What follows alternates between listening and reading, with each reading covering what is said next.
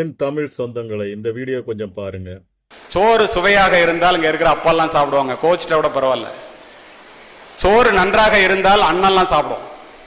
சோறு மிச்சம் இருந்தால் மட்டுமே உன்னை பெற்ற அம்மா சாப்பிடுவாள் என்பதை மனதிலே பதிய வைத்தது. வெளியிலே போய்விட்டு வீட்டிற்கு வருகின்ற பிள்ளை மலையிலே நனைந்து வந்தால் ஏண்டா கொடை எடுத்துட்டு போயிடக்கூடாதுன்னு அப்பா கேட்பார். ஓரமா ஒதுங்கி இருந்துட்டு வரக்கூடாதான்னு அண்ணன் கேட்பான்.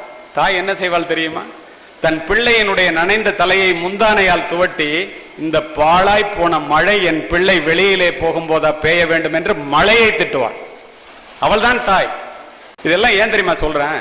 வளர்ந்த பிறகு, கல்லூரி படிப்பை முடித்து வேலைக்கு சென்ற பிறகு, நான் யார் தெரியுமா? நான் என்று சொல்லுகின்ற இளைய சமுதாயம் வளர்ந்து கொண்டே இருக்கின்றது. நீ யாரு?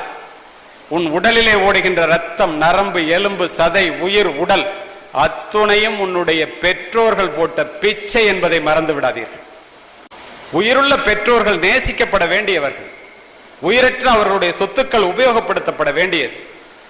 உயிரற்ற சொத்துக்களை நேசித்து உயிருள்ள பெற்றோர்களை முதியோர் இல்லத்திற்கு அனுப்புகின்ற இளைய தலைமுறை வளர்ந்து கொண்டே போகின்றது.